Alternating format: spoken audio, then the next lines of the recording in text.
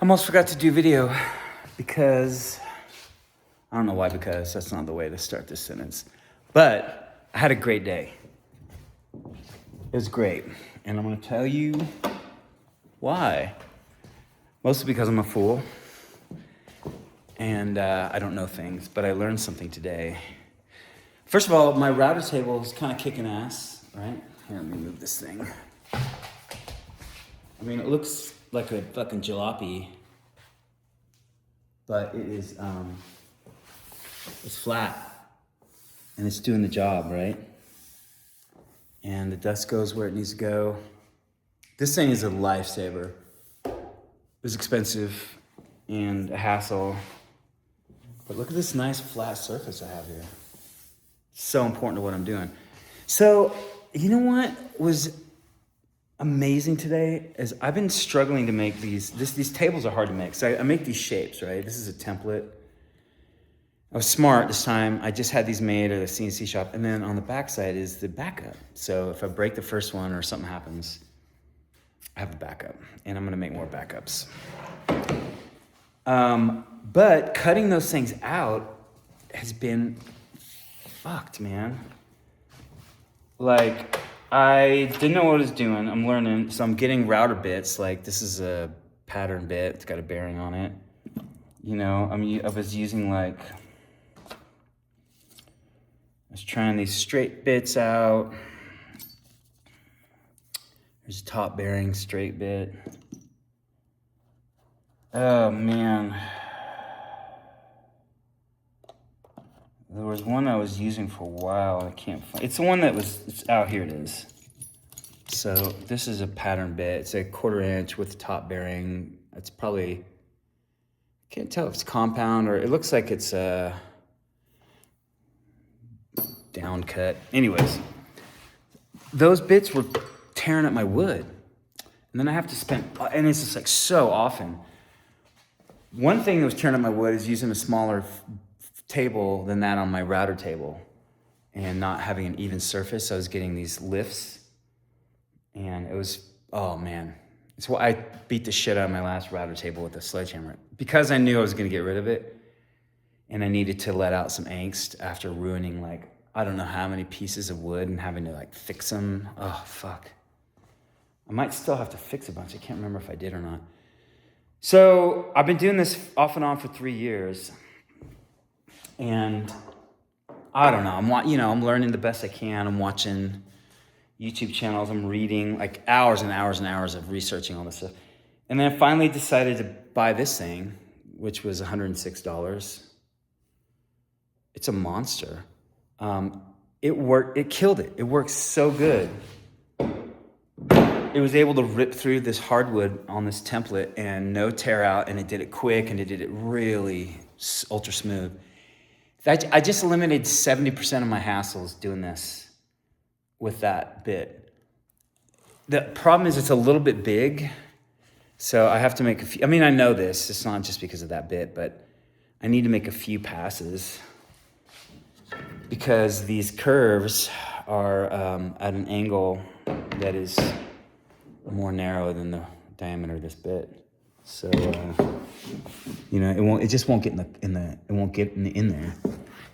And then I take the first swipe with that big giant router bit, and then I come, smaller ones. That one works there, but I actually even ordered a 3/16 bit for these small corners there, which I didn't know I've got a 3/16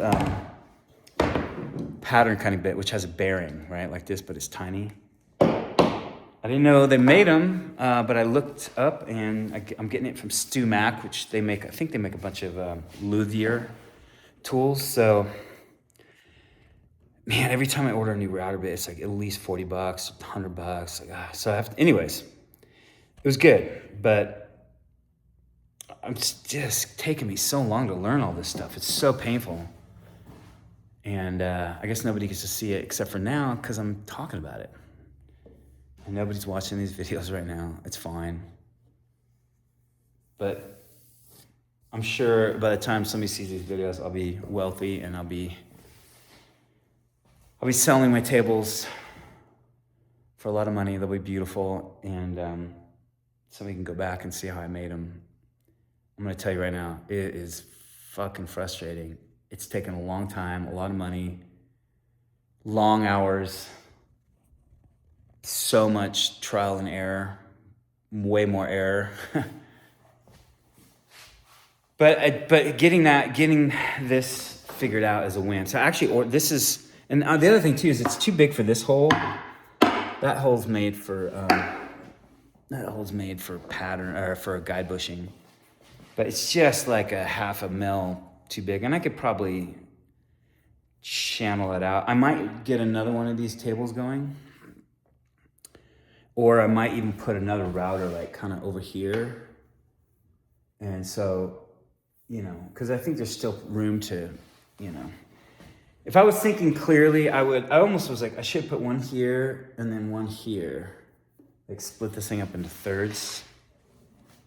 And it could have been cool if I did that and actually had a bigger table, because then I could just be on one. I might have to do that. The next thing I build, I'll get one that's longer than this, and then I'll put 2 different routers on it, and then I can just hit a button and use one and move it. That's the way to do it. That's the assembly line. Look at that. I just figured it out right now. I mean, I was kind of thinking that before, but it's good to say it out loud. It feels like it puts it into concrete a little bit.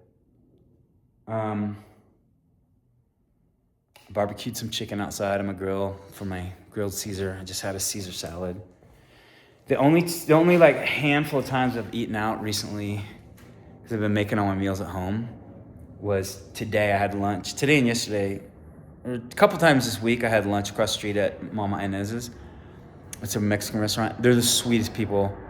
Pretty good food, but I don't, going out to eat, the food quality and the oils that people use, I think it made me a little nauseous.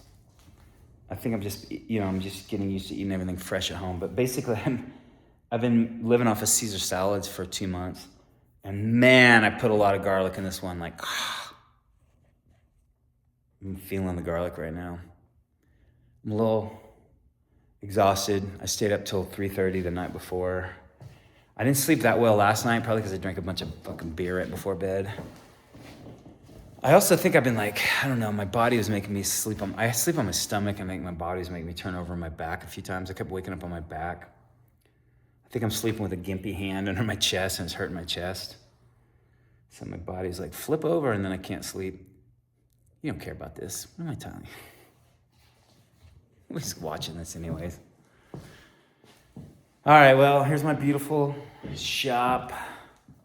I love these doors, right? I made that color. I mixed it down at the paint store with the guys. I had them put this and that, and a little magenta, and a little this, and a little more whatever. I was going for robin's egg blue, so I custom made that color. And that is a very cool paint called Sherman and Williams Gallery Series. It's like a waterborne lacquer or something. You pretty much only spray it, but it's a really hard finish with it's a matte finish. It's so sexy. This paint is so cool. I love the way it feels. It seems pretty durable. I scratched it a little bit, but it's not that durable. But it sure looks good, Like, you see that? I painted over a solid mahogany door, but I left the insides wood. I kind of want to paint those white, though. That would probably be criminal. I don't think it would. I'm so bad. I might actually paint these. So many people get mad at that. But look how good they look painted, right? Crazy? That looks amazing. I think it looks better than the wood. The wood's pretty sexy, though. Good God. Look at that green. I'm such a monster for painting wood. Okay, well, my place is a little bit messy, but not too bad. I'm learning a Gillian Welsh song on the guitar, and I played through it, and I realized that it's getting late, and I gotta make a video. I gotta keep this keep this channel going. Breathe some life into it. Okay. That's it. That's it for my late night ramble. All right. Bye.